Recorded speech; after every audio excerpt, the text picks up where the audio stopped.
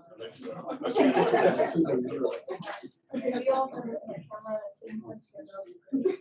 get it, but it's not one.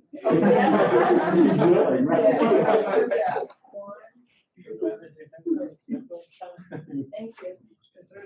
The number of presentations. Well, do you all know how many photographers it takes to change a light bulb? Just one more.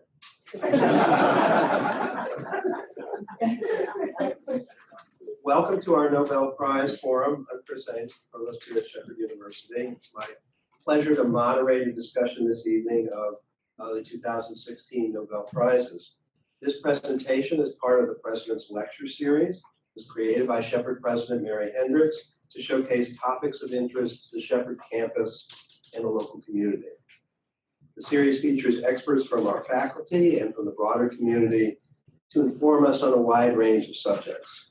This presentation is also part of Shepherd's lifelong learning program, and following this evening's event, you are all invited to a reception sponsored by the Shepherd University Foundation. Now, I want to begin by asking if all of you had an easy time parking tonight. Good, that's nice. It's the evening, and I say that because everyone talks about parking, usually complain about it. When our students complain about, work with me here, this is going somewhere. When our students complain about, oh, I had to park on West Campus, I had to walk so far, and I looked on East Campus, there was no place to park. Most of us who work here remember the places where we went to the university. I went to the University of Texas at Austin. Paid about the same our students pay, and this was in the 70s, for a parking spot that was further than any parking spot at Shepherd is where my classes were. But I had no idea what was really difficult until the summer between my junior and senior year, where I went to the University of California at Berkeley and took classes.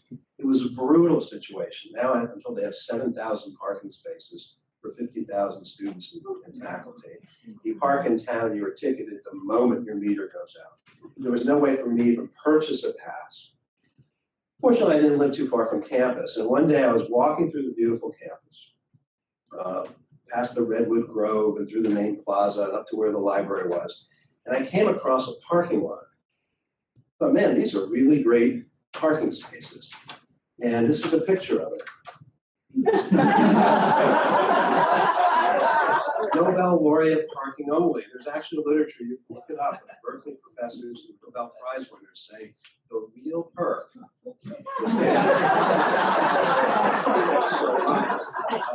Internal campus spots at Berkeley are $1,500 a year, if you can get them.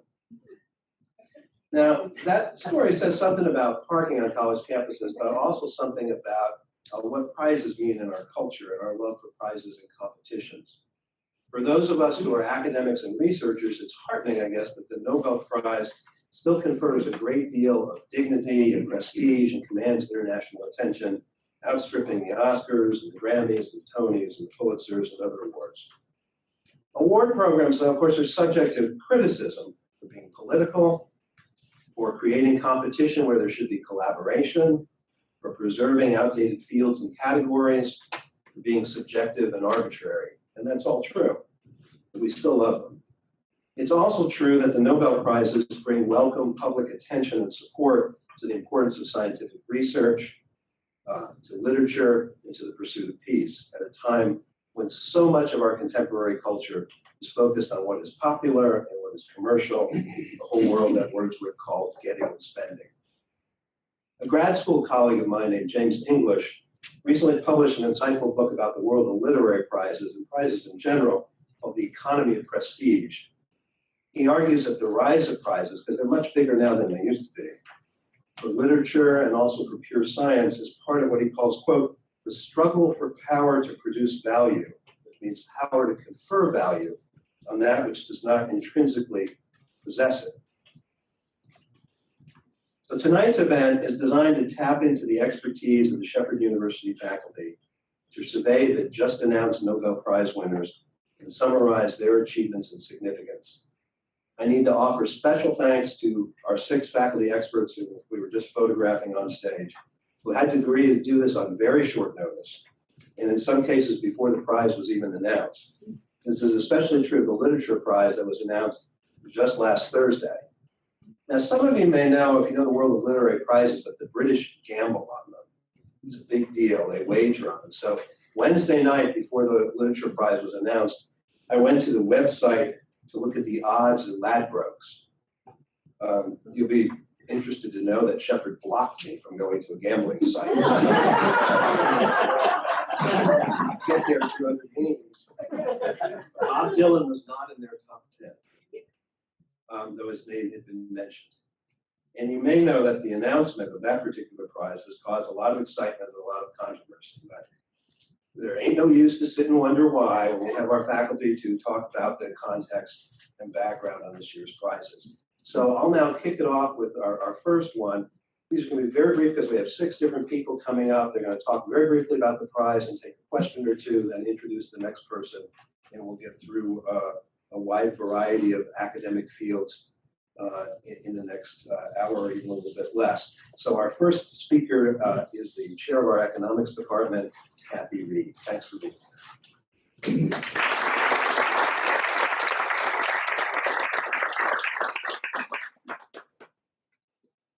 Guess you can take that off the screen. Pardon? Why don't you click it to the next one so that parking spaces. Can you More hear me? dignified. Okay, the Nobel Prize in Economic Sciences was not one of the original 5 Nobel Prizes established in 1895. Rather, it was established in 1968 by the Central Bank of Sweden. They made a donation to the Nobel Foundation to commemorate their 300th anniversary. Several years after the Nobel Prize was established in economics, the Nobel Foundation decided that there will be no additional awards established in any other field. So they saved the best for last. And I should be going last. The Nobel Prize in Economic Sciences this year is shared by 2 economists. Oliver Hart, a British economist at Harvard University, and Bent Holmstrom, a Finnish economist at MIT. The Nobel Prize recognizes their work on contracts, how contracts work, why contracts work, and really how contracts can be designed to improve upon economic efficiency. Early recipients of the Nobel Prize were recognized for theoretical developments that really had sweeping effects on economic theory. So people like Paul Samuelson for his work on both static and dynamic equilibrium theory, Milton Friedman for his work on monetary history and monetary theory, and Robert Solow for his contributions to long-run growth theory. Any economist, when they woke up the morning the prize was announced, recognized those names. More recent awards have been for what you would call niche research. In economics, economic theory demonstrates that perfectly competitive markets will lead to an efficient allocation of resources so that we can produce the most that we can possibly produce with the resources that we have. But we also recognize that for a variety of reasons, markets fail. They fail to achieve efficiency in resource allocation. And many of the most recent Nobel Prizes in economics have been for theoretical developments that address some of the causes of market failure, and more importantly, some of the ways to correct for market failure. And contracts are one of those areas. Contracts play a very central role in the operation of market economies where it's private individuals that own resources. Employees or employers enter into contracts with their employees. Individuals and firms enter into contracts with to insure against adverse events. Boards enter into contracts with CEOs regarding the structure and the basis of executive compensation. Hart and Holmstrom have demonstrated how the structure and terms of contracts can improve upon how the economy operates. I'm going to give you a couple of examples. Their work touches on large aspects of economics. But for example, Holmstrom has argued that executive pay should be tied to the company's performance relative to industry performance. He felt, or he's demonstrated, that you shouldn't be compensating CEOs for how well the economy or their company is doing simply because the industry is doing well. Rather, they should be compensated for things over and above the industry average. and that executives shouldn't be penalized for things that are outside their control, so that when the industry goes into a downturn, you don't want to reduce their compensation if perhaps the company does not fall as the rest of the industry does. Hart's research has helped shape the current debate over prisons and whether they should be publicly owned or privately owned. And he looks at the incentives of owners of public and private enterprises. His work has been used to argue that private prisons, the owners face strong incentives to cut costs and so that they can maximize profits, and that could lead to private prisons having poorer conditions than publicly owned prisons. And those are just a few of the ways in which their work on contracts has touched economics, and we could go all night, and I was told I can't. Questions? Hi, thank you for that great explanation. I'm curious if some of the principles of these two distinguished individuals has reached law school yet for contracts that Oh, yes, it has. I can't really go into intelligent discussion of how it has, but yes, it has. And in the broad field of law and economics. Does their work at all touch on social contracts? For example, a group to an individual or a group to a larger group, that type of thing, or how the fabric of a community works. A contract could be a very broad term here. It's more private contracts. I think the more social contracts, Coase in his work in the 90s touched more on that and led to things like Norway now paying developing countries not to deforest for climate issues and things like that. But not, to my knowledge, not social contracts. Thank you. Do you think that with this research that companies are going to take a closer look now at how they will be paying their executives? And I think they've already started. Yes. They have. Okay. And a lot of their work is the basis for that. Especially the fact that just because the industry is doing well, okay, the company itself may not be keeping up pace, and you really don't want to reward the CEOs for that. Okay, the next presenter is going to be for the Nobel Prize in Physics, and it will be Professor Kyle Murphy.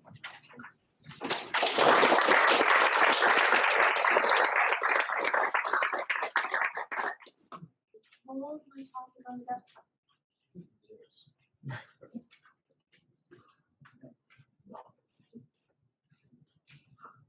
Yay.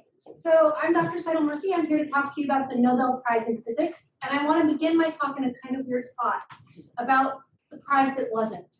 I was so sure I knew what the Nobel Prize in Physics was going to be that late September I was writing the talk. Right? I mean, we didn't have a lot of time. Late September. October is a very busy month for me. So the prize that wasn't is gravitational waves. This year has been a huge year in physics for gravitational waves. And, you know, I would have put money on it. You know, Dr. Ames was talking about betting on the literature prize. I would have bet on this one. I'm glad I didn't. So the first question I asked when I saw the Nobel Prize announcement was, why? And I thought this was really, really insightful to see the actual timeline for the Nobel Prize Awards. The call for next year's awards is out now. It went out in September, right? In January, they end the call for nominations. The gravitational announcement, you can see here, was in February.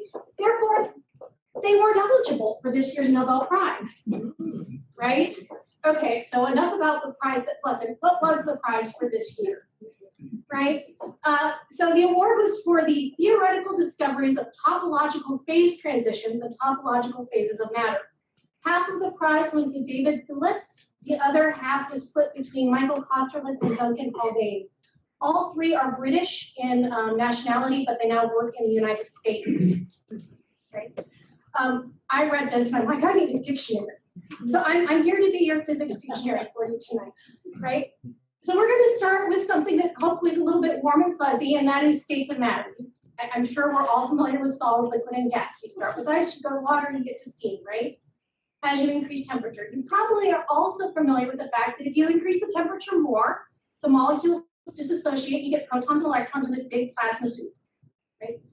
What their award was for was taking it the other way. What happens if we go cold? By cold, I mean absolute zero. So we're at negative 273 Celsius, or for those of you who prefer negative 450 Fahrenheit, right? And at that point, really weird things happen. You get these things called quantum condensates, right? So this is the exotic matter they're talking about, these quantum condensates, right?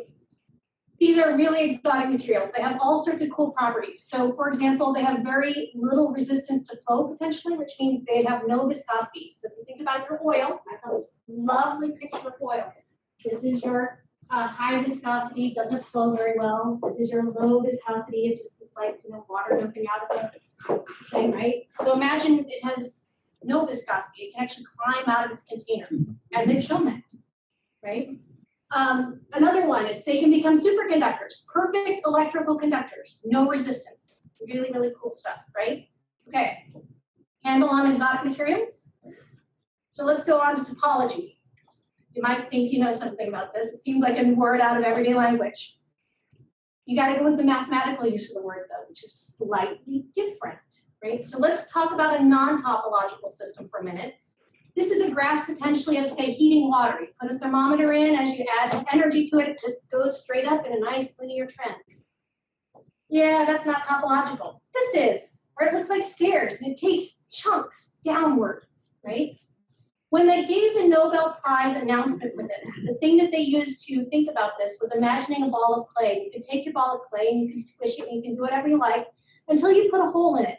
And now it's not the same thing. It's gone through one of these phase transitions. And you can squish it and take it from looking like a mug and making it look like a bagel, and then you can extend it and make it into eyeglasses, and you've gone through another phase transition. So you've gone from no holes to 1 hole to 2 hole to 3, and so far up, right? Okay, so that's topological. Now, gravitational waves, that was last year, February it was announced. This has been very long in the making. So Kosterlitz and Thulis did their work for which they were awarded the Nobel Prize in the 1970s. It's been called the most important discovery in the field of condensed matter physics, right? It's that big. Thulis and Haldane then did their portion of the work in the 1980s, and that wasn't experimentally verified until 2014. And on that note, I will entertain some questions. Yes, ma'am. Okay, so how do we use this in our daily lives? Of course not. I forgot about it. How do we use it in our everyday lives, right? The big issue for everyday lives is the fact that these things can go superconducting. So if you think about the evolution of computers, which I've got this lovely schematic of, right? What happens if you can remove all the resistance out of your computer? So replace all the copper in there with something that superconducts, no resistance. What will that do to the energy bill? What will that do for the speed with which we can calculate, right? That's the benefit to our lives. How long that will take? Probably a very, very long time, because we've got to get it up from absolute zero at this point, right? So yes, thank you for reminding me about my last slide. Appreciate it. Yes, sir. I'm sorry to be a knucklehead, but I mean, if you have to take it to absolute zero, how do you keep it at absolute zero? Carefully. There are tricks.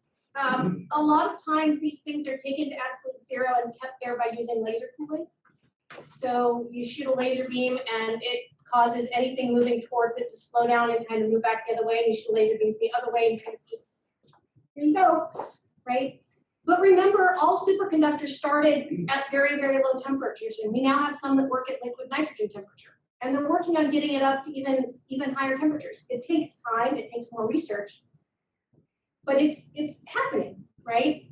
So hopefully someday we won't have to keep it at absolute zero. So proposing this as a superconductor, how have they looked at how they're going to keep it in the field? Because if it can climb out because of lack of viscosity, how are they going to keep it contained? Okay, a lot of times the materials they were actually working with weren't the ones that climbed out of the container. They're sandwiched between layers of other things that are not superconducting, so they're contained.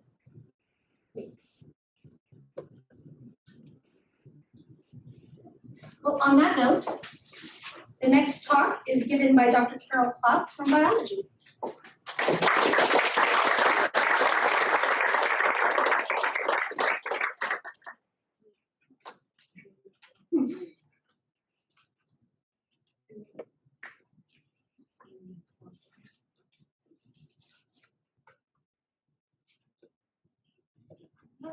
Well, thank you. I am very excited this evening to talk to you about the 2016 Nobel Prize recipient in physiology or medicine, Dr. Yoshinori Ohsumi. And this was for his work in the discoveries of the mechanisms for autophagy. There he is. So you might be asking yourself at this time, what is autophagy? And autophagy is the degradation and recycling of cellular components. So what I have up here is a very generic cartoon of a cell. And if you remember anything about eukaryotic cells, these are complex cells that, like yeast, like plant cells, like animal cells, such as those found in the human body. And these are complex cells that have a wide array of cellular compartments known as organelles to perform a wide variety of tasks within the cell. And this autophagy, or literally self-eating, was first described in the 1960s as cells were seen to dispose of materials, sometimes whole organelles, by encasing them in vesicles, sometimes called vacuoles. I'll be referring to them as autophagosomes, but enclosing materials in membranous sacs and then fusing those sacs, the green ones on there, fusing those sacs then with other membranous vesicles called lysosomes that contain enzymes, packets of proteolytic degradation enzymes. In other words, these are, the lysosomes are little packets of enzymes capable of chewing up protein contents inside the autophagosome or inside the vacuole. So we see here some material that's been compartmentalized into the autophagosome, fusing with the lysosome to undertake that degradation process. But really little was known about the process until Dr. Ohsumi conducted his experiments on autophagosomes beginning in the 1990s. Even though for the discovery of the lysosome, the 1974 Nobel Prize was awarded in physiology or medicine. So why do cells conduct autophagy? Well, it may be they need to dispose of, they may need to degrade, dispose, break down components in response to stress or in response to damage or adaptation to starvation. They may need to get rid of things. It may simply be part of the normal cell component turnover process, or they may be purging an invading pathogen. So there's lots of reasons that cells need to degrade, proteolytically degrade, chew these materials up.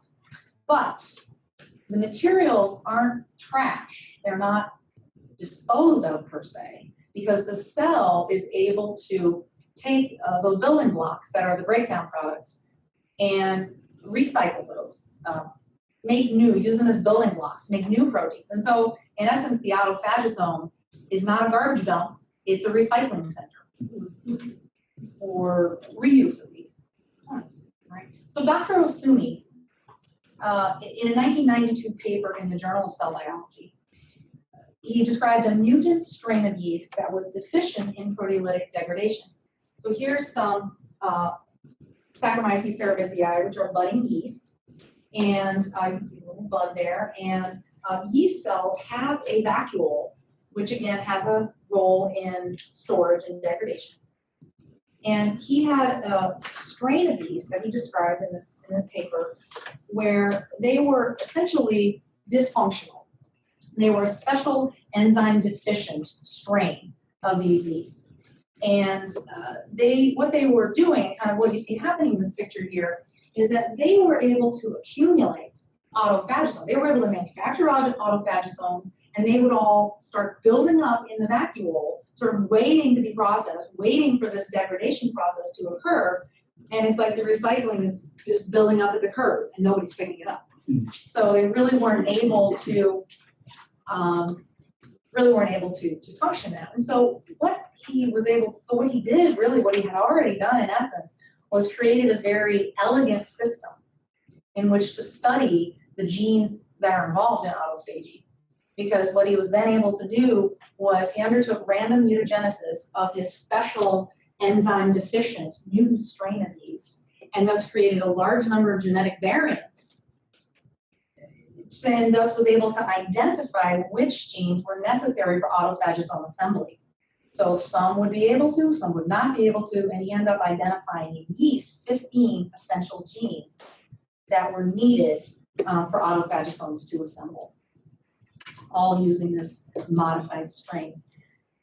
So he later showed, actually, in a pair of papers in Nature in 1998 and 2000, that autophagy was important in degradation and recycling of cellular components in mammals, including humans, and this led to a working mouse model. Very important. So taking out the trash is very important in animal cells. We're taking out the recycling, very important in animal cells, in human cells, for a lot of reasons.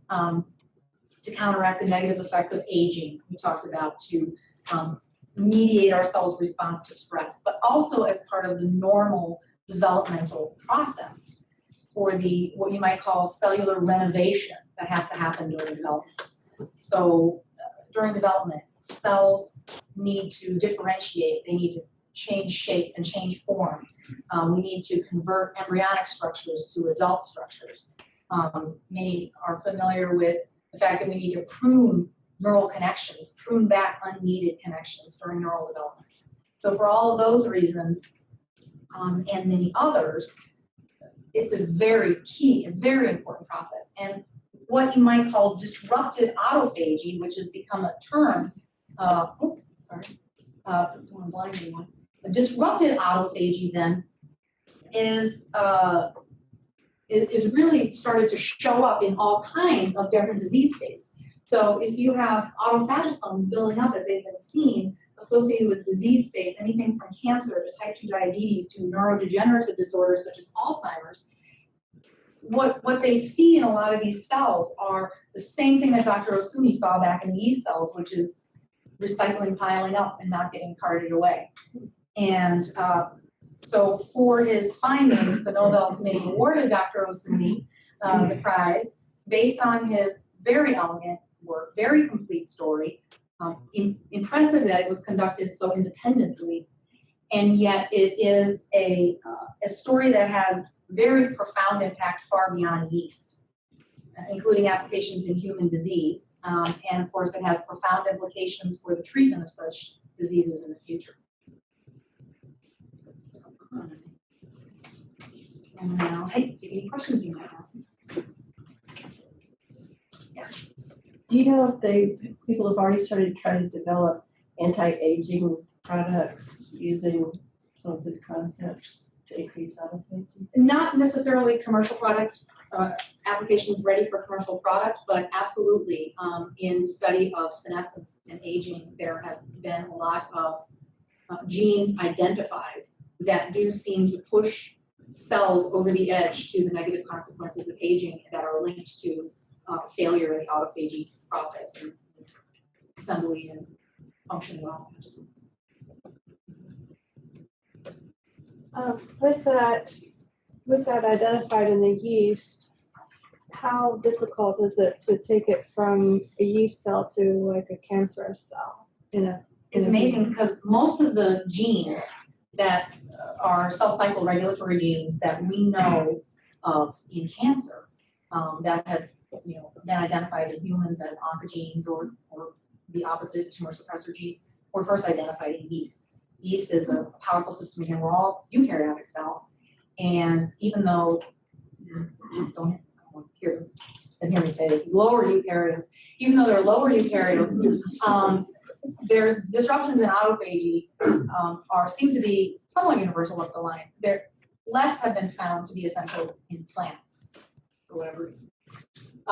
There's probably a lot of reasons for that, such as the structure, the cell wall structure, and things being maybe locked in a little more. I'm not certain, but in everything from slime molds to yeast to lower invertebrates and lower vertebrates and on up to mammals in the animal kingdom, there have been lots and lots of. So many, many things, even though it's simpler and you expect fewer genes to be found, the 15 that Dr. Osumi found versus the many, many, many, many more genes that are being found in humans.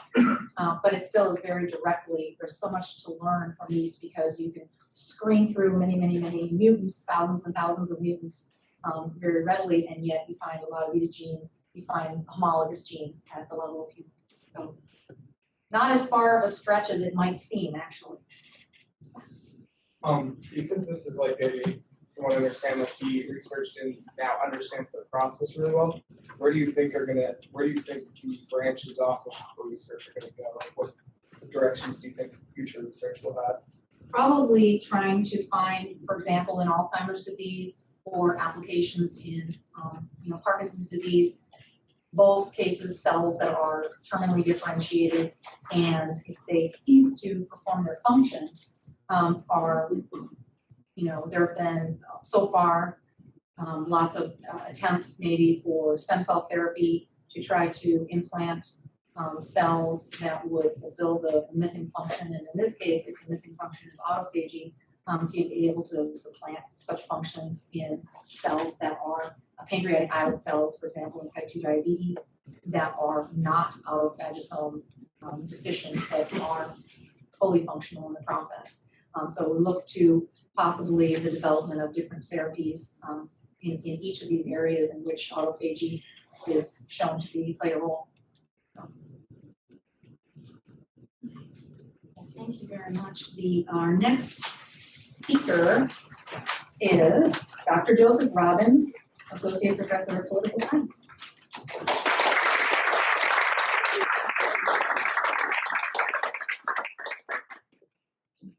Well, thank you for that warm welcome.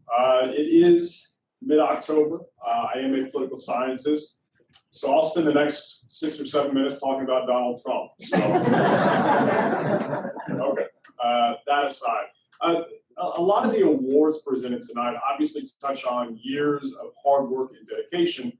The award that I'll speak on tonight is actually arguably, I think, the most current in that sense, and some of the events that have happened with respect to this have happened within the last roughly 2 weeks. Not to say that any of these awards is any more or less important, but I do think that adds some important context. So as far as the Nobel Peace Prize is concerned, the awarding committee has argued that, according to Nobel's will, this award is to be given to the person in the preceding year that has done the most or the best work for fraternity between nations, for the abolition or reduction of standing armies, and for the holding and promotion of peace congresses.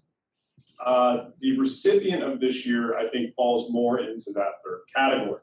So before I just sort of launch into who this person is, I do want to sort of give an indication of where I want to touch on, because I think that all kind of culminates in not only this year's recipient, but also what the future holds, because if you all have been following Colombian politics, the future is very much unsettled in that country, despite the award and despite recent events. So to begin, this year's recipient is Juan Manuel Santos Calderon.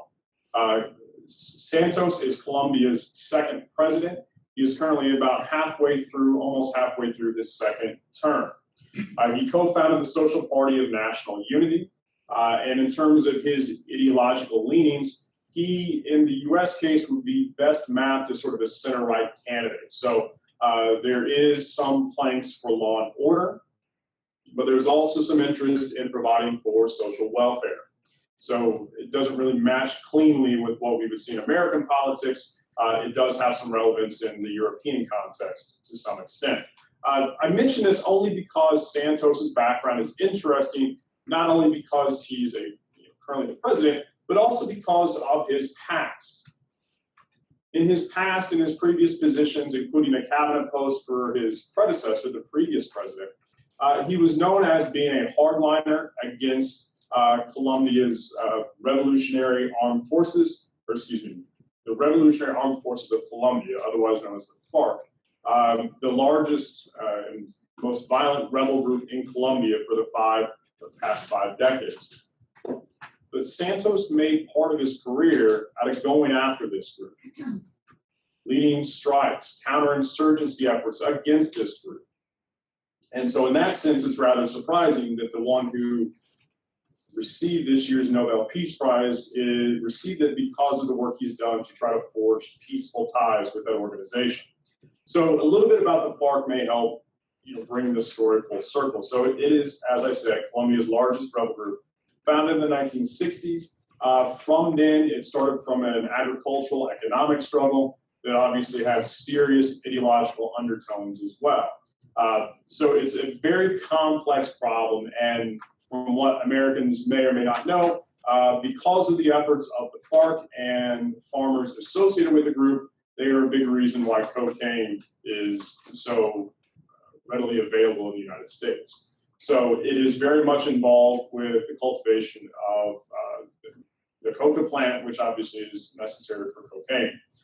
So in that sense, they are believed to be the wealthiest rebel group in the world. They are responsible for the past 50 years, they are responsible for something like 5 million displaced persons, the killings of more than 200,000 people, and the injuries of untold thousands throughout Colombia over this 5-decade span. In 2002, they had an estimated 20,000 members. Today, that number is less than half of that, and that's happened for a number of reasons. All of this goes to show that this has not been a very easy conflict to resolve, but then again, they don't hand out Nobel Peace Prizes for light lifting. So what's happened is, over the past few years, Santos has worked with Timo Leon Jimenez, otherwise known as Timochenko, the leader of the FARC organization.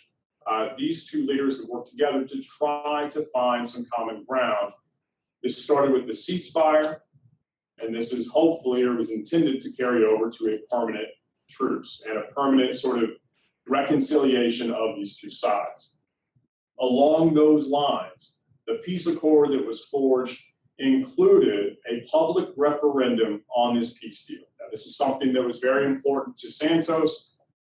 He thought it was necessary to have, to further legitimize this process through the help of the populace.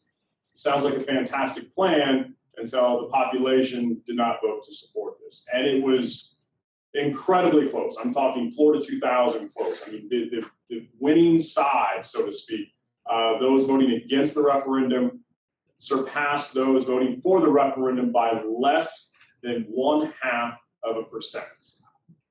It was very, very, very close. And so this is what happened on October 2nd. And as you all know, the Nobel Awards were announced just last week. So it offers up an interesting situation. So when they were awarding this, and by the way, Santos and Timochenko have actually received consideration for this award before, including last year. But they received it this year. And those surveyed to talk about this have essentially asked the obvious question is, the referendum failed, so why would you give it to these two individuals? And the answer from the committee, or spokespersons for the committee, was we should acknowledge the start of this difficult process. And this award is also an attempt to nudge people forward in the hopes of permanent reconciliation. So along those lines, as I mentioned before, the conflict has been a deadly one. It's been a long-lasting conflict. Attempts to reconcile those differences, especially by two sides that were not ideologically opposed to each other, but physically opposed to each other in some respects, is very important. I think this is a major reason why the Nobel Committee decided that Santos was their 2016 recipient. So with that, I would take any questions. President Hendricks. How do you think this award for this recipient compares in significance to the one given to President Obama? There were a number of people who argued that Obama hadn't really earned it. And that's a very delicate thing to say politically, I think.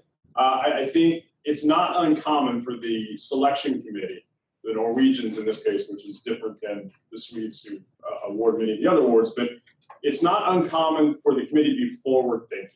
And I think that was largely the motivation with Obama's selection, and I think that's largely what they were doing here, because Some of the other finalists for this year's Peace Prize included a collective award to the Syrian White Helmets, which would have been a collective award, much like we saw last year with the Tunisian Quartet. But you had other very deserving people. There was a Russian mathematician by training, but someone who's devoted her entire life, or her post-professional life, to saving people injured, hurt in the conflict between Armenia and Azerbaijan. So there are a lot of deserving people. I think this was more forward-looking, hoping for another outcome that they could maybe nudge along. Yes. Were you surprised that Santos won this individually as opposed to splitting it with his counterpart?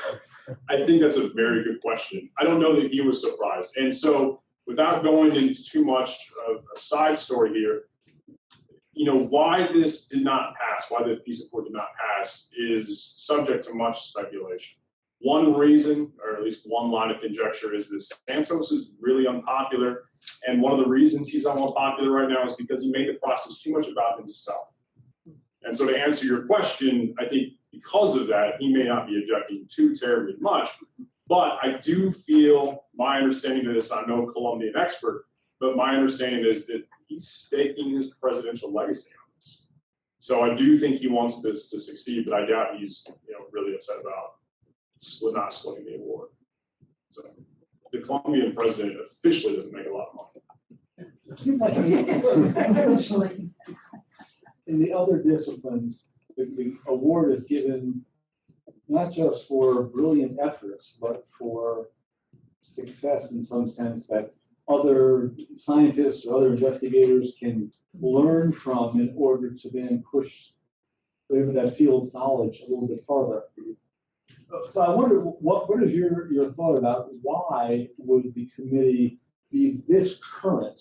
They did the same thing with Obama and generated some similar kind of criticism. Why wouldn't they use a little bit of history to pick people or groups of people, not just who made brilliant efforts, but also who actually got some real success out of it, to learn from how that happened?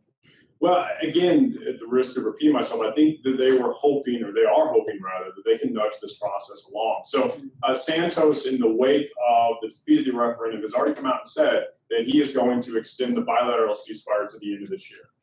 And I think the hope is that this will be enough, along with the Nobel Prize sort of endorsement, will be enough to sort of push it along. The other issue too, and again, without getting into too much Colombian politics, but the main opposition leader, the one who's hosted and organized most of the rallies opposing the peace accord, is the former President Uribe, the guy Santos worked for. So, Uribe basically wanted to run for a third term. The Constitutional Court struck that down, said we're not going to amend the Constitution to allow that. And so there's a feeling of sour grapes between Uribe and Santos because Uribe had picked Santos to be in his government. So the other thought of this is the Nobel Award is to hopefully silence people like Uribe and say, let's push this forward. And they don't have far to go. It's a very close outcome. Okay.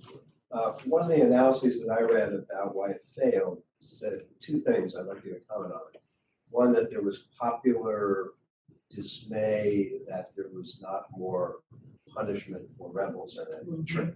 But also that there was disaffection with some of the social change that had taken place in the Santos administration, including, I guess, an openly gay head of the education wing and same-sex marriage being approved in Colombia.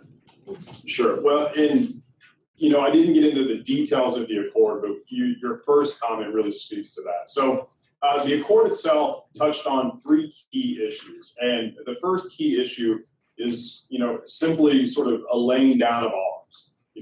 Both sides agreeing to stop, hurting and killing each other. Secondly, the second part of this is really what you described, sort of letting back into the population people who were linked with it. So a sort of amnesty, if you will, to some degree.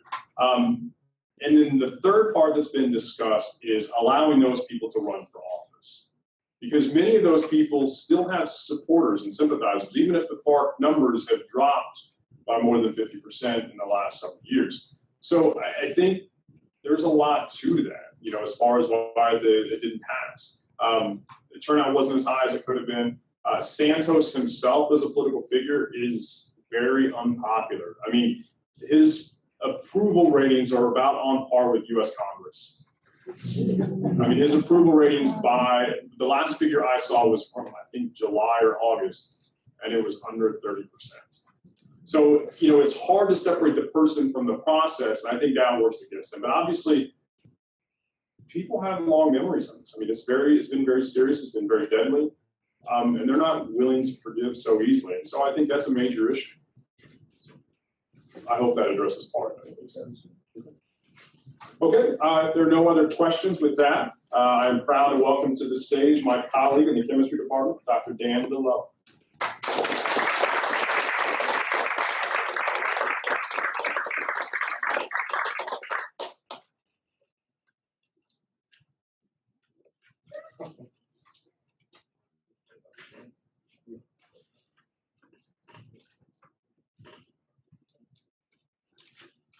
There it is.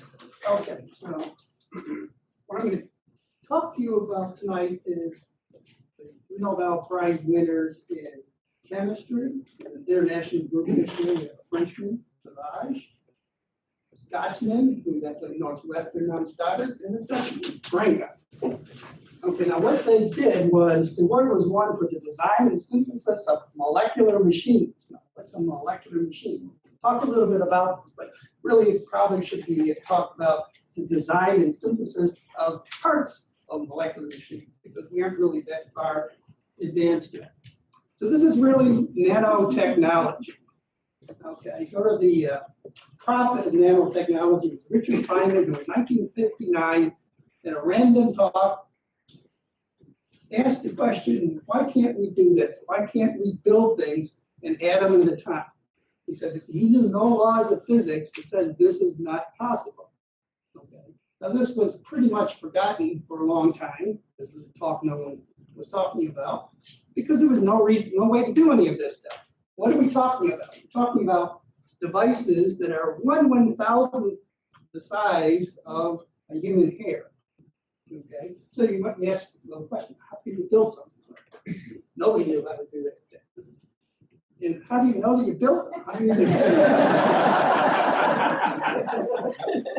So nothing happened for a little while. But something very unexpected happened in 1982. Two researchers in Zurich, Denning and Rohr, invented a machine called a scanning tunnel microscope. And this was the first time people could actually see atoms. So what you see in this picture, these little sort of fuzzy spots, is actually an atom. This is a silicon surface. When they first came up with this technique, it took a couple of years before people believed that they actually did this, because there's lots of reasons why you could argue that this should not be possible. The little dark spots, by the way, this is just voids. Okay, little holes in the surface. Okay, so this is a silicon surface that rearranges itself for reasons I won't go into.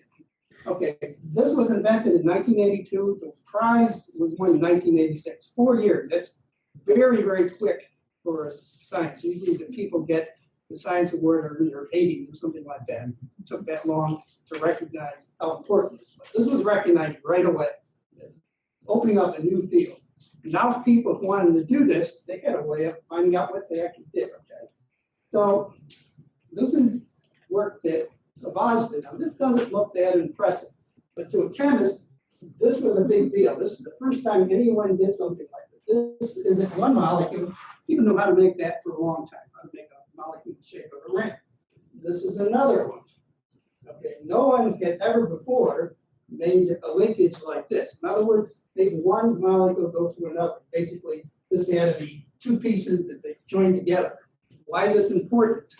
Well, anything that's a machine has to have moving parts.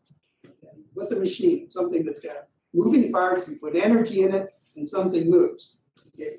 These things, through clever tricks, you can actually make rotate within each other. Now, that's not a very useful machine by itself, but there are applications. And this is an analogy here. This is like one of those rings.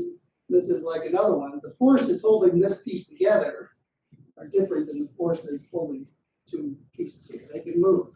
So that was a key point.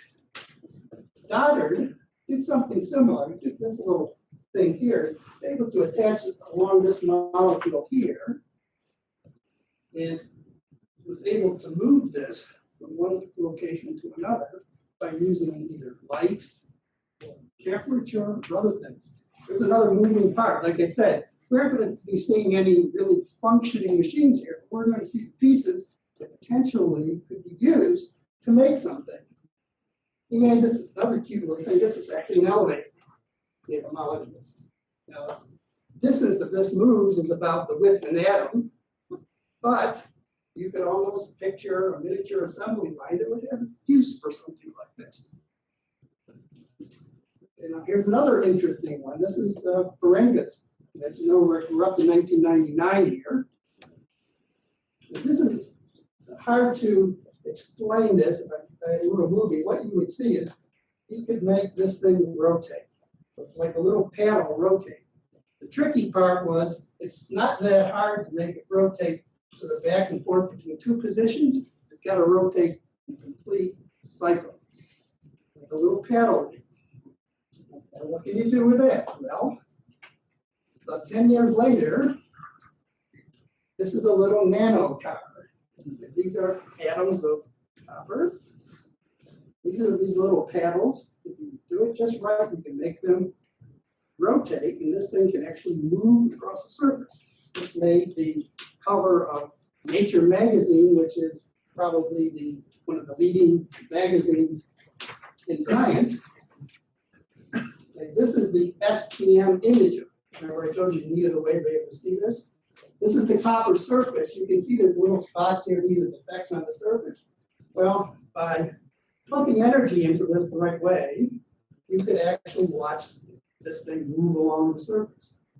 If you can imagine, at least to a science or chemist, this is great fun. As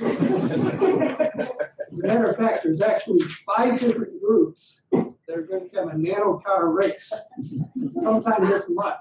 Okay, but they're all going to put their little cars on the surface and see who's going to go the fastest, which one has the fastest, I guess, nanomiles per hour. So the applications. Okay, I mentioned a few. If you can move something from one position to another, that makes a switch. What's in our computer? What's a computer memory location? It's basically a switch that can be on and off. The difference is we would be able to put many more switches per cubic that are unit per watt and make memories that are 10, 100, 1,000 times more dense than what we have now. Not that anybody knows how to do that yet, but in principle you can do it. You can imagine something like this. This is some sort of molecular assembly line. You're building something. You move it along in each station and makes, once again, these are artists' conceptions of what could happen. What have people proposed? People imagine making little machines you could put into someone's body and specifically carry the drug to a location where it's needed. For example, if you have to undergo chemotherapy now, the drug goes everywhere in your body. It doesn't go just where it's needed. That's why people get so sick, because those drugs damage not the cancer cells, just the cancer cells, but other things else. You can imagine making a little device that just goes around the bloodstream looking for cancer cells and kills them. Okay. Molecular computers. What are the question marks? Well, the fact of the matter is the best uses of this technology probably no one's even thought of yet. Just as an analogy, this was a Nobel Prize winning device, a transistor, 1947. It was invented, Nobel Prize in 1956. That led to this. Doesn't look like much. That's the first integrated circuit. It basically had 2 transistors and a bunch of components. Now, looking at this in 1958 when it was invented, you probably never pictured this. Okay. So this thing is basically the technology, plus a lot of other things, makes this. This is the component inside that box, about the size of a dime, that does all the computing. This computer has about 1 billion transistors. This one had 2. Okay. This computer has probably about 1 million times the computing power of the same computers that were used by NASA when they sent it to the moon. committee, Nobel Committee, one of their citations was, they believe that these nano machines will have as much an impact as the integrated circuit in technologies. We don't know. Somebody looking at this in 1958 wasn't probably imagining this. They couldn't have imagined this because most of the technology in this hadn't even been invented. Okay. So I'll stop there. Answer any questions anybody has.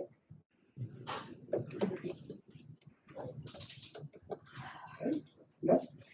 So I'm very excited about this particular topic.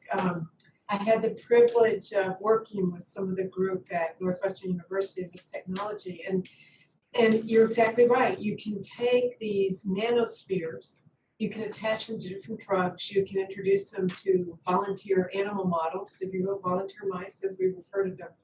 And the only issue that we try to work out is the toxicity from whatever the component is that serves as a core of the nanosphere. So if it's gold, you worry about gold toxicity, but we can work all these little issues out. The targeting was so specific and so directed. It was unbelievable. Thank you. I have a question that might be helpful to me. You mentioned with the little nano cars, how is energy introduced to? That's a very good question because it's got to get in there. This particular one, okay, this was propelled by using the device I talked about called the scanning tunnel microscope. You know, you see what looks like a photograph, but what it really does, it goes over the surface and it collects electrons. And basically, it's going to collect a different number of electrons here. Another thing you can do is stop it over a particular location and give it a pulse of increasing voltage. And that's how they made this go. Since that time, people have made these things work with light. So by shining light at a particular wavelength, it causes these things to move. So could you then leave a path of light-generated breadcrumbs by using like a green fluorescent or yellow fluorescent? They've actually done with fluorescence too. They've actually tracked one of these things with a fluorescent molecule in there. With the right type of microscope. This scanning tunneling microscope that was invented was just one of probably 10 or 20 different versions of devices that can actually measure things on the atomic level. It's really remarkable. As I said, back when Feynman first proposed this, nobody had any idea that anybody would ever be able to do something. He just said, well, it's principle possible, so we can figure out how to do it. So the laws of physics said you can't do it. Nobody had any idea that it would ever happen. So who knows what's going to happen in the future. All right, with that, James Lewin, Associate Professor of English, will tell us about the literature.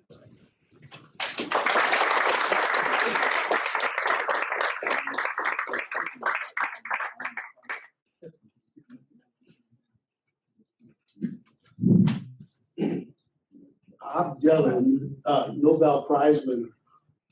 You know, how unbelievable. You know, when the White Sox won the World Series in 2005, I told my wife, you live long enough, you can see anything. You know? and what's also so incredible about it is, until now, nobody knew who he was. You know, nobody could define him because that was part of his whole mystique, was to be protean, to be chameleon-like, to even, you know, to have this kind of quality of making sure that the audience knew that he didn't know who he was. That was part of his persona as a singer. And it's also part of the questions that I think critics have raised about Dylan, that is he a charlatan, is he a hypocrite? Because Dylan invented himself in a way out of his own imagination. He just created this poetic persona. And at the same time, he comes very much out of a eclectic tradition with a lot of deep roots. And it's my feeling that the more that Dylan rebels against his conventional Midwestern roots, the more authentic his poetry. That's what I feel about But you can look at Dylan, where he's coming from in terms of, you go back to Vachel Lindsay, was a populist poet in Illinois, used to go from town to town reading poetry for bread. He met and was kind of like, had a hands-on contact with Carl Sandburg. Of course, everybody knows that he was a disciple of Woody Guthrie, and that was very important. But Dylan also was very much influenced by the Delta blues of Muddy Waters, Howlin' Wolf. He used to sit up all night in Minnesota, and he could get on brother DJ Frank, brother Gatemouth Page was broadcasting from Shreveport, Louisiana, right up the Mississippi, and he used to listen there to the Delta blues. Robert Johnson was a huge influence, very important influence on Dylan. Another thing people may not remember is before he was a folk singer, he was sort of a teenage rock and roller. He used to play Little Richard piano. I heard a story that somebody who knew the Dylan family said that they would go over to visit, and they had a basement, and there was a piano in the basement, and somebody would say, "Tell Robert to stop pounding on that piano," and he played piano in high school, and that was his first recording, was as a rock and roll piano player, and he went to hear Buddy Holly 3 days before he died. He heard him on January 31st, 1959, and of course the day the music died, February 3rd, 4 days later. Dylan was also, I would say, very, very deeply influenced by the French tradition, and I think it should really be going back to 14th century troubadours.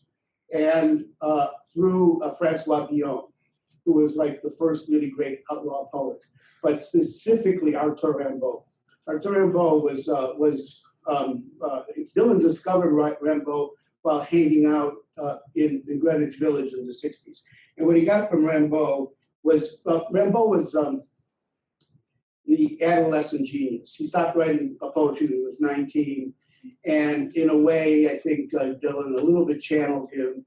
And there was a famous quote from Rimbaud, "Je et autre." Je suis autre, je et autre. In other words, to objectify the I is other. And to see the I in connection to the other as an equation. And that's a very, I think, important part of Dylan's poetics. He was born in Duluth, raised in Hibbing. He was born in 1941.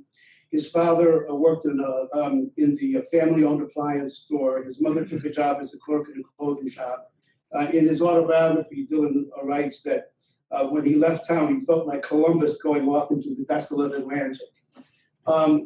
He was born Robert Zimmerman, and he recreated himself as Bob Dylan. He claims his name Bob Dylan came to him instinctively and automatically without thinking. And he even claimed in an interview that Bob Dylan was always there and will always be there before he came along and after he came along. And he just is, singing those songs of Bob Dylan. In 1961, January 1961, he called it the coldest winter in New York in his song. He hitchhiked to New York to visit his idol, Woody Guthrie, who was in the VA hospital with Huntington's disease. And I think that Woody Guthrie's blessing made a difference for Dylan because in September of 61, just a few months later, he broke out of the, they had an open stage at Gert's Folk City in Greenwich Village. And the reporter for the New York Times, Robert Shelton, wrote this amazing review that just kickstarted Dylan's career. And a few weeks later, John Hammond from Columbia Records signed Dylan up for his first album.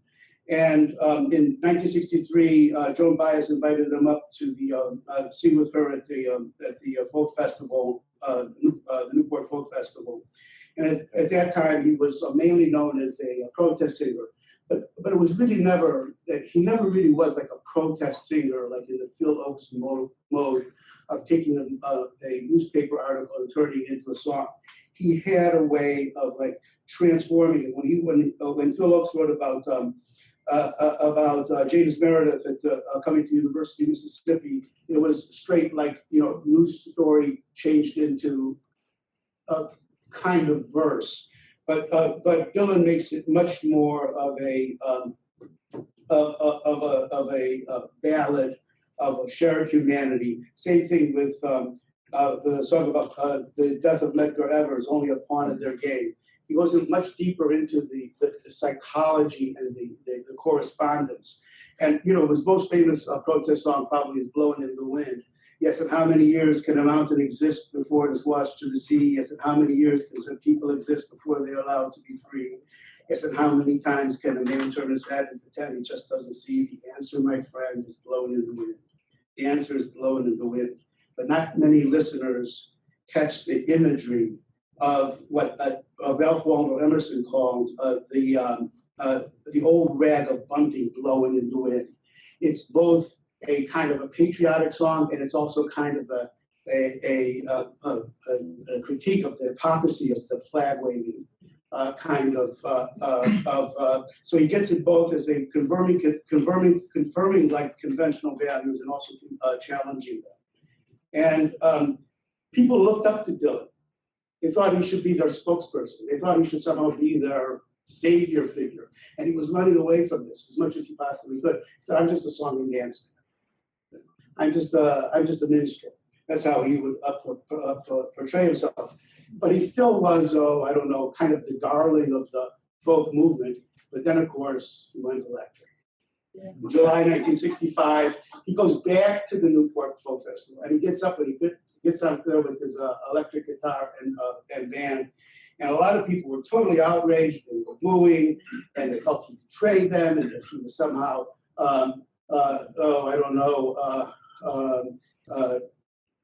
cutting down Pete Seeger, God bless his soul, you know, all that. And so he had a great Playboy interview at that time. I think they managed just to read a quote from it. The interviewer says, it was actually Nat Hentoff interviewing from Playboy. Says, so why did you, do that? Why did you decide to go, folk rock, call it folk rock? He says, carelessness. Here's what he says.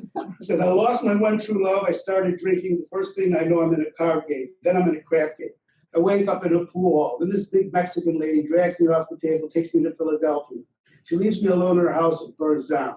I wind up in Phoenix. I get a job as a Chinaman. I start working in a dime store and moving with a 13-year-old girl. Then this big Mexican lady from Philadelphia comes and burns the house down. I go to Dallas. I get a job as a before in a Charles Atlas before and after ad. I moved in with a delivery boy who can cook fantastic chili and hot dogs. Then this 13-year-old from Phoenix comes and burns the house down. Delivery boy, he ain't so mild. He gives her the knife. And the next thing I know, I'm in Omaha. It's so cold there. By this time, I'm robbing my own bicycles and frying my own fish. I stumble out into some luck and get a job as a carburetor out at the hot rod races every Thursday night. Everything's going good until that delivery boy shows up and tries to knife me, needless to say, and burn the house down. I hit the road. First guy picked me up, asked if I want to be a star. What can I say? The thing about Dylan was that he creates this streetwise sort of self-conscious irony. He steps out of himself and his own angst, and then uses that as a persona. For instance, the famous song, Like a Rolling Stone, where he addresses a college dropout who has adopted the role of an outcast without preparing for the consequences. You've gone to the finest school, all right and this lonely, but you used to get juiced in it.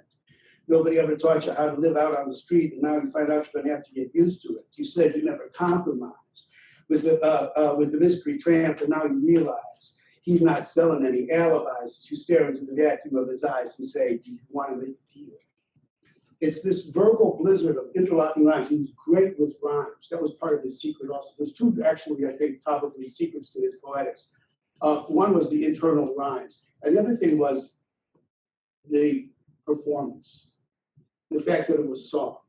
It wasn't just reading, you go and you hear a great poet read, it's a wonderful thing. But it was also the band, the song, and the lyrics were somehow so brilliant. I think that's why they gave him the prize. And then this is this kind of lyric that lifts up while it's tearing down. And the secret of it, this is my interpretation, is that this sort of mask of sarcasm is hovering over the compassion and the identification between the singer and the complete unknown. How does it feel to be on your own with no direction home like a complete unknown, like a rolling stone, where the singer identifies with the other. And same thing with the Mr. Tambourine Man, which is another one of his great songs. It's in the North Anthology.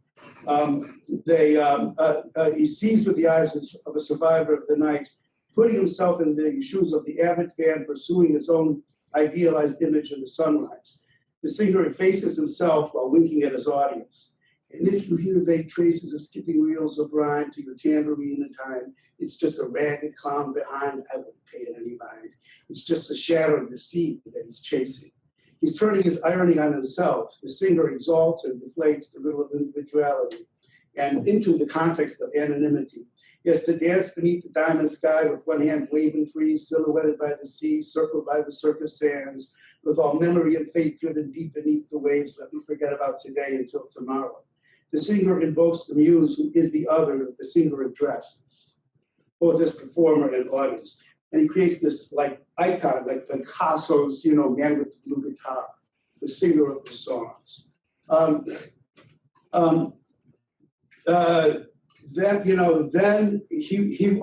he had this run of incredible brilliance in March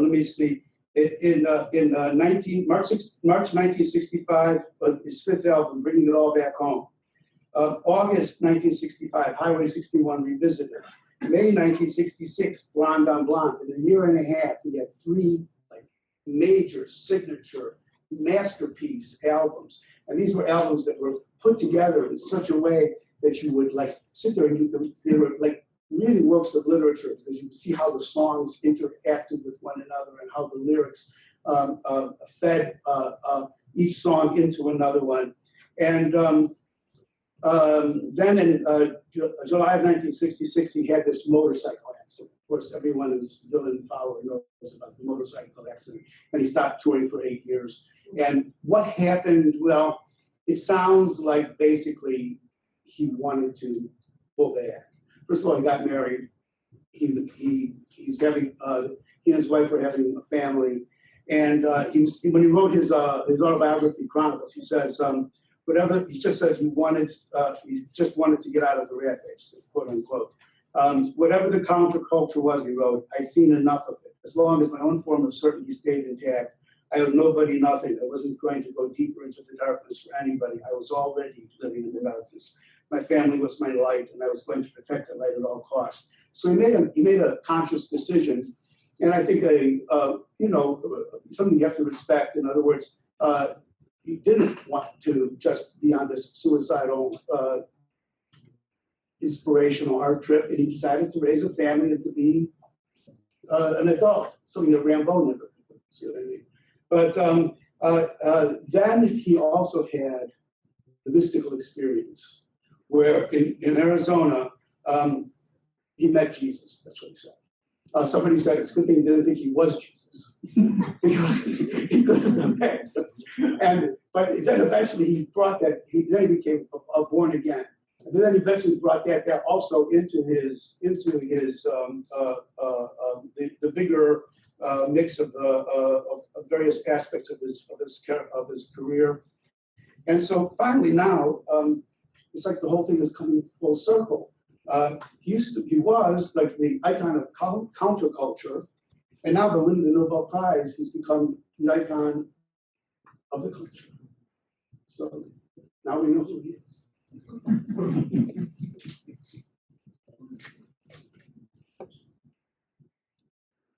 Questions?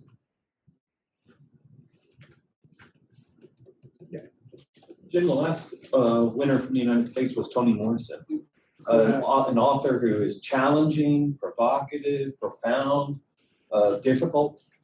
Do you think this is the Nobel Committee's pendulum swinging so that they're trying to recognize someone who might be considered more accessible, more popular? What do Toni Morrison thinks? I love Toni Morrison. She's just a great writer and certainly worthy. I'm not sure Dylan is worthy of you. I think Dylan is a brilliant performer, brilliant songwriter, definitely a great poet in his way, in his minstrel way. Is he William Butler Yeats. You know, I don't know. It's astounding to me that they gave him the award. And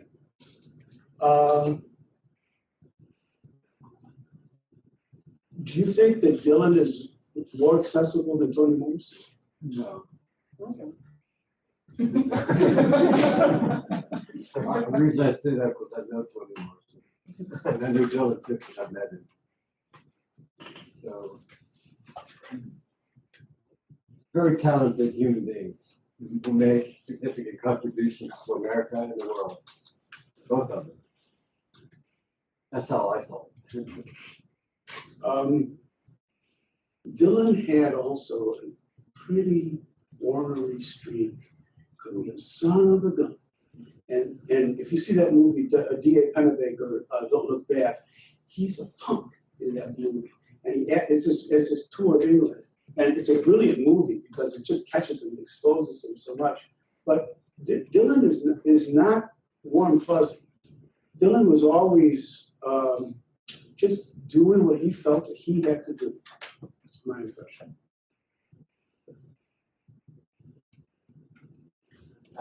So the Nobel Committee historically hasn't favored American writers, and in fact has been accused of having an anti-American bias, right? American literature isn't, they think we're too insular and all of that. What do you think they're trying to say this year in pointing to an American artist, but pointing to Dylan and not Philip Roth or, you know? What do you think? I don't know, and I'm glad you're up there. I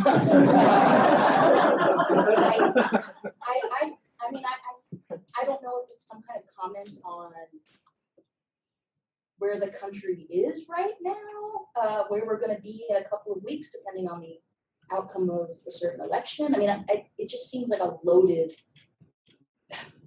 observation about American culture. I've really been nominating Dylan for years, at least since the late 90s.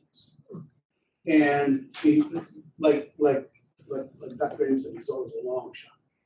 You know, and I don't think anybody expected it, but I'm sure he didn't expect it. I was certainly surprised.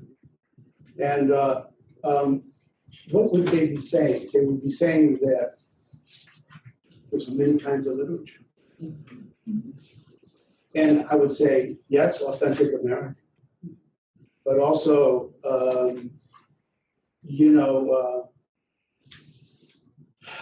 popular culture can be culture.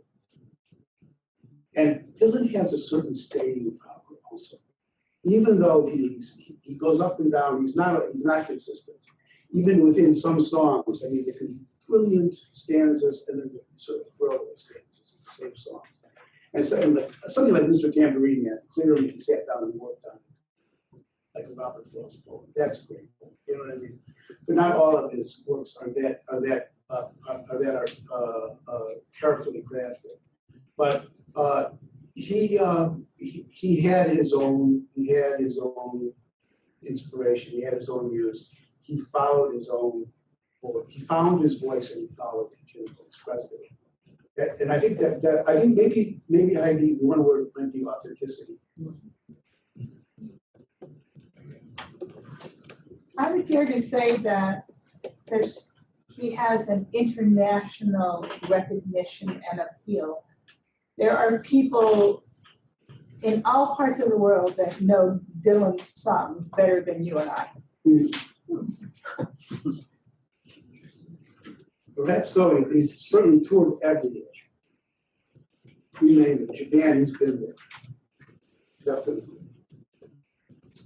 Jim, one of the interesting things that you brought up to me is Dylan as a performer, because I think of his performance as almost Sprechstimme, that, you know, it's not truly singing, but the power that you find in by the way, I can do any song in the style of Dylan's. But when you hear the other performers interpret his lyrics, you hear the power. And this is going to sound like a funny list. Anyone from Nina Simone to Cher at the beginning of her career, to Joan Baez, to Joni Mitchell, and you hear the true power in those lyrics. I think not from, for me personally, not from his performances, but from what other artists are able to extract No, from he that. couldn't sing. But he did anyway. And maybe that's part of it also. Yeah, as far as then, didn't answer the phone call from a committee yet. Do you think he will ever answer the phone call? I don't know what you think. You mean you might say no? That wouldn't be the first time, would it? No, it wouldn't. Yeah. I just don't think it's, you know, he's a bit of an opportunist to it. What do you think? You say no? I think it was a good subject that we even talked about there. I had an opportunity of meeting him. We're going to have the music festivals up in New England. That's where I met him. I met a lot of the musical greats back then. And that was a really great rewarding experience. So I got to know him there. Really enjoyed it. What year? In the 60s. It's amazing. In the future, are they going to award more prize to songwriters? What's that? And Dylan is the first songwriter who got this prize. Is he the first songwriter? Yeah. Oh, like that. I mean, it depends. I mean, poems are songs.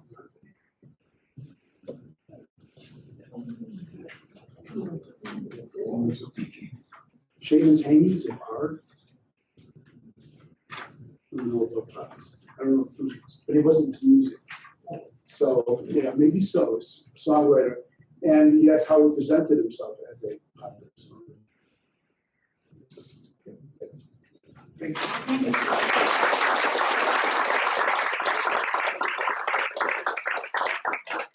you to all our faculty who presented tonight. We can continue the conversation out of the reception. Thanks for being here.